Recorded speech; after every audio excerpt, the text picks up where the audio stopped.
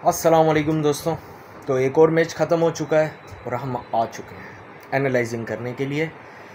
लेकिन सबसे पहला सवाल ये है कि भाई घर बुला के मेहमानों के साथ ऐसे कौन करता है? मतलब कोई भी टीम हो, ये तो मतलब घर के अंदर सबको लपेट लपेट के मार रहे हैं। हद हो गई। खैर, टॉस श्रीलंका ने जीता और पहले फील्डिंग करने का फैसला किया इंडिया के अगेंस्ट। ओपन करने के लिए रोहित शर्मा जो फेस कर रहे थे, और पहली बॉल थी लेग स्टंप की तरफ, जिसे हल्का सा प्लेस कर दिया लेग साइड पे रोहित शर्मा ने, और बॉल चली गई 4 पे। यानी कि मैच की पहली बॉल, इनिंग की पहली बॉल, पहली इनिंग की पहली बॉल बाउंड्री। दूसरी बॉल थोड़ी सी अंदर आ गई और विकेट पे बोल्ड।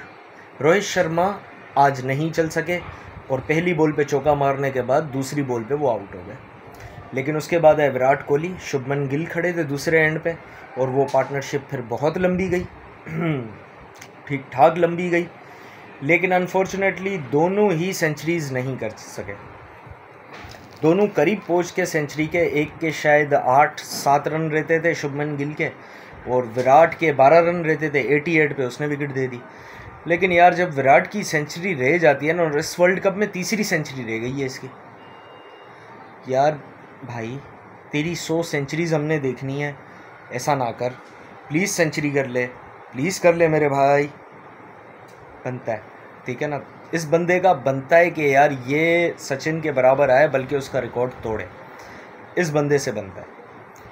खैर, बहुत ही ज़बरदस्त इनिंग खेली दोनों ने, लेकिन अनफॉर्चुनेटली दोनों ही सेंचुरी नहीं कर सके। लेकिन क्या पिटाई की है, क्या इनिंग बिल्ड की है, वहाँ से संभाला इनिंग को, लेके चले और बेहतरीन, ज़बरदस्त। और ऐसा लग रहा था कि इंडिया शायद अगर वहाँ 2 विकेटें और ले लेता, 1-2 विकेटें और अगर निकाल लेता, तो श्रीलंका शायद ऊपर आ जाता इंडिया के उस मैच के अंदर। इस मैच के अंदर थोड़ा सा ऊपर से आता। लेकिन शुभमन गिल ने और विराट ने बिल्कुल मौका नहीं दिया। बहुत ज़बरदस्त इनिंग खेली और दोनों ही सेंचुरी नहीं कर सके। फिर श्रेयस अय्यर और केएल राहुल है, केएल राहुल जल्दी आउट हो गए, कोई लंबी इनिंग नहीं खेल सके। श्रेयस अय्यर ने बड़े लंबे छक्के मारे, अच्छी इनिंग खेली और तेज़ इनिंग खेली है नीचे से। इतना स्कोर जो बना, ये श्रेयस अय्यर की वजह से ही बना, जो उन्होंने एंड में मार धाड़ की है थोड़ी सी।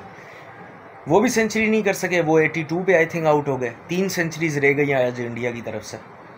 तीनों बैट्समैन नहीं कर सके, तीनों ने बहुत अच्छी इनिंग खेली, लेकिन तीनों सेंचुरीज नहीं कर सके। एंड में जडेजा ने फिनिश किया और कुछ खास मौका नहीं मिला, खास कोई हिटें नहीं मार सके।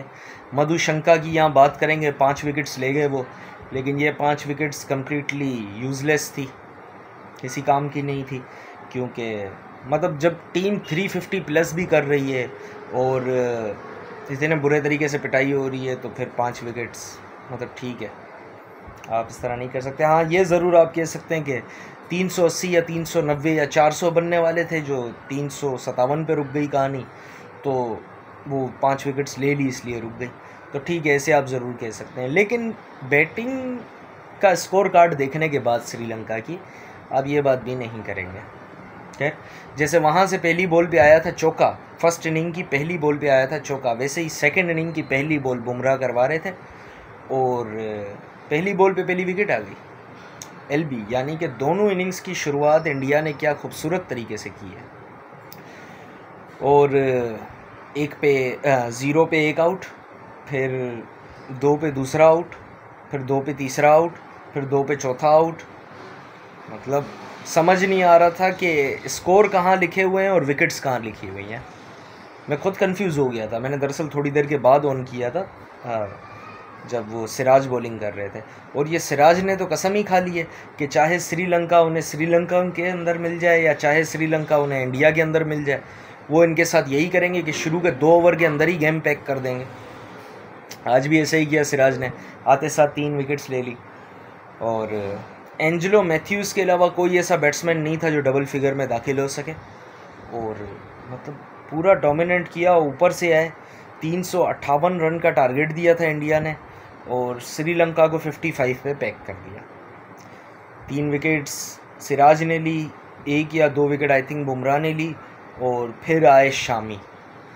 और ये बंदा आज फिर हैट्रिक करते करते बच गया। मतलब ये इस वर्ल्ड कप के अंदर तीसरी बार हुआ है कि इसकी ये हैट्रिक पे गया है, ऑन अ हैट्रिक गया है, लेकिन ये हैट्रिक कर नहीं सका। ये सिर्फ इस वर्ल्ड कप में तीसरी बार हो गया और ये 7वीं बार इसने वर्ल्ड कप के अंदर 4 विकेट हॉल या उससे प्लस किया है। इसके साथ स्टार्क है जो 6-6 पे दोनों थे, लेकिन आज शामी आगे निकल गया। आज 7वीं बार उसने कर दिया, 5 विकेट हॉल किया एक्चुअली, तो आज आगे निकल गया वो स्टार्क से। और क्या बॉलर है यार, क्या बॉलर है। और इंडिया ने शुरू में 2 मैचेस इससे नहीं खिलाए, वरना डेफिनेटली लीडिंग विकेट टेकर होता ही है। अभी भी पता नहीं कितनी, अब डेफिनेटली ऊपर तो आ ही गया होगा और आगे इसने खेलना है डेफिनेटली, सेमीफाइनल भी और फाइनल भी। अगर इंडिया आगे गई, जिसके काफ़ी हद तक चांसेस हैं कि इंडिया आगे जाएगी, तो ऐसा हुआ तो फिर मे बी ये leading wicket taker, as a leading wicket taker ही ये वर्ल्ड कप ये इसका फिनिश हो। अच्छी बात है, बहुत ज़बरदस्त बॉलिंग कर रहे हैं और फाइनली इंडिया का फास्ट बॉलिंग अटैक अब दिख रहा है कि अपना बुमराह और ये दोनों सिराज अटैक करते हैं, शुरू के ओवर्स करते हैं, फिर शामी आ जाता है, उसके बाद स्पिन भी इनकी कमाल की है, जडेजा है और कुलदीप है। तो बहुत ही स्ट्रॉन्ग बॉलिंग लाइनअप है और बहुत ही स्ट्रॉन्ग बैटिंग लाइनअप है और फील्डिंग भी अच्छी है। तो जैसे कि मैंने आपको कहा था कि ये तो मेहमानों को घर बुला के जो है मार रहे हैं यार। बहुत नेक्स्ट लेवल क्रिकेट चल रही है इंडिया की तरफ से। पता नहीं कौन इनके गले में आएगा या कौन हराएगा, ये बहुत बड़ा सवाल है यहाँ पे। मतलब ये ऑस्ट्रेलिया वाला आई थिंक 2003-2007 वाला मुझे सीन लग रहा है। काफ़ी हद तक चांसेस हैं कि यही होगा कि पहले मैच से लास्ट मैच तक सारी मैचेस जीतना, उसके बाद फाइनल जीतना और वर्ल्ड कप लेके निकल जाना। ये हो सकता है, बिल्कुल हो सकता है। इंडिया इतनी कैपेबल है कि वो ये कर सके। और ख़तरनाक प्लेयर मतलब रोहित शर्मा, विराट कोहली, केएल राहुल और शुभमन गिल ने भी आज अनाउंस कर दिया, श्रेयस अय्यर ने भी आज अनाउंस कर दिया, ठीक है, कि भाई हम भी हैं, हम भी खड़े हैं। तो इतने स्पेशली रोहित शर्मा और विराट कोहली और केएल राहुल, ये 3 नाम ही इतने बड़े हैं। और केएल राहुल जब विराट के साथ खेल रहा होता है तो किसी अलग ही मूड में होता है। मतलब उसे अपना रोल डिफाइन हो जाता है कि मुझे करना क्या है। एक्चुअली विराट के होते हुए प्रेशर तो होता नहीं जो दूसरे एंड पे बैट्समैन खड़ा होता है उस पर। तो बहुत ही नेक्स्ट लेवल चल रहा है भाई मामला है इंडिया का। और फिर बॉलिंग की बात करें तो जैसे कि मैंने आपको बताया, बुमराह, शामी, सिराज, कुलदीप और जडेजा, इन लोगों ने बॉलिंग संभाली हुई है। तो अभी तो हार्दिक पांड्या नहीं खेल रहा, पता नहीं अनफिट है मेरे ख्याल से, डेफिनेटली इसीलिए नहीं है। तो पता नहीं क्या बनेगा यार।